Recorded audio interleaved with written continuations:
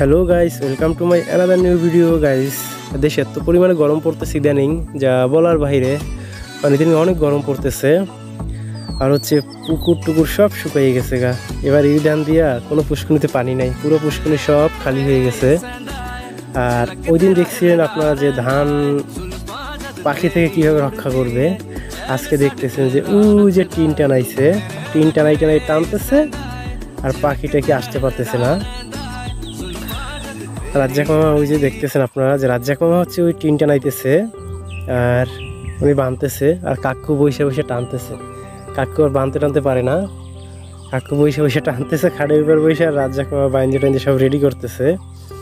আর ধান দেখছেন অনেক ভালো ফলন হয়েছে, এবার বাম্পার ফলন ইরি ধানের। বাট টাকাও খরচ হয়েছে অনেক, ধান যে হয়েছে এরকম না, মানে টাকা খরচ করছে তারপর হচ্ছে ধান হয়েছে।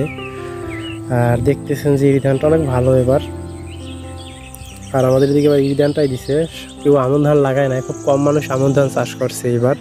এবার ইরি ধানের পরিমাণটা একটু বেশি, মানে আমাদের এখানে পুরো কোলাই হচ্ছে ইরি ধান দেখা যায় এবার।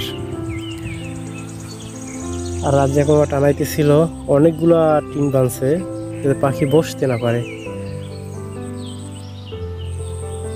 আর দ্বিতীয়ত হচ্ছে ইরি ধান দেওয়া যতটা সহজ, বাট অনেক পরিশ্রম করতে হয়, মানে অনেক কষ্ট করতে হয়। আমন ধানে যেটা করতে হয় না, আমন ধান তো হচ্ছে আপনার ভাদ্র মাসে লাগায় ব্যাস শেষ, আর পৌষ মাসে ধান কাটে, ভালো হোক খারাপ হোক ওই পর্যন্তই।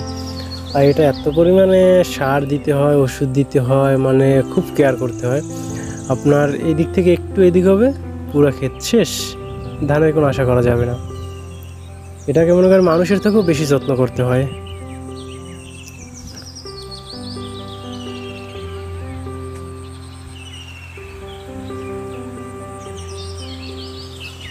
আর এই লোকটা বসে বসে বাঁধতেছে, বান্ধা প্রায় শেষ পর্যায়ে। এই যে আর আমি চলে আসলাম তাদের কাছে মেইন ঘরে। এখানে বসে বসে এই রশি টানবে, এই রশি টানবে, আর পুরা টিনগুলো সব টিনগুলো লড়বে, আর পাখি আসবে না। পাখি থাকলেও উইরা যাবে, মানে ধান আর খেতে পারবে না। মানে এমন সিস্টেম করছে, এখানে বসে বসে সবগুলো পাখি তাড়াবে। আর এই পাখি এমন বাবুই পাখি এতটাই খারাপ, যা হচ্ছে আপনার এখান থেকে দাবরানি দিলে একটু সামনে গিয়ে বসে, এখান থেকে একটু লড়ান দিলে সামনে গিয়ে বসে, বাট উইরা চইলা যায় না একবারের জন্য। আর রাজ্জাক মামা এবার কি বলবো, রাজ্জাক মামা পুরা পাংখা। এই দেখছেন এইভাবে যখন টান দিব সব টিনগুলো লড়বে কাতরে, মানে ছয়টা টিন এক কাতরে লড়বো।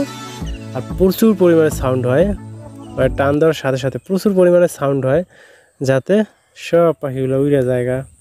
এই যে দেখতেছেন আরো দুইটা বসানো বাকি আছে, এই যে রাজ্জাক মামা তার আয়োজন করতেছে। এখানে বসে বসে সারাদিন পাখি তাড়াবে, এই হচ্ছে তার বর্তমানের কাজ। 12 ঘন্টার কাজ হচ্ছে এইটা, পাখি যেন আসতে পারে ধান খাইতে, এই হচ্ছে মেইন কাজ।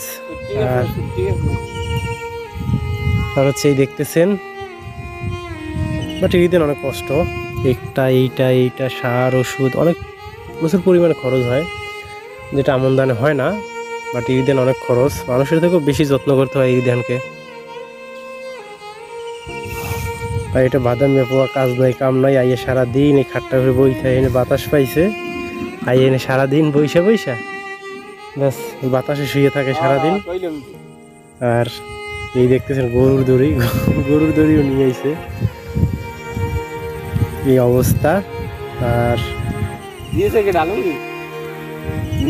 ওই হচ্ছে আমাদের সালাম বড় মেয়ে, আর এই হালার ফালাই সারাদিন বই থাকে, কাম নাই কাজ নেই ওর। এই আর এই দেখতেছেন। যাই হোক, যদি ভিডিওটি ভালো লাগে অবশ্যই চ্যানেলটি সাবস্ক্রাইব করবেন, আর ফেসবুকে ফলো দিয়ে পাশে থাকবেন, লাইক কমেন্ট শেয়ার করতে ভুলবেন না।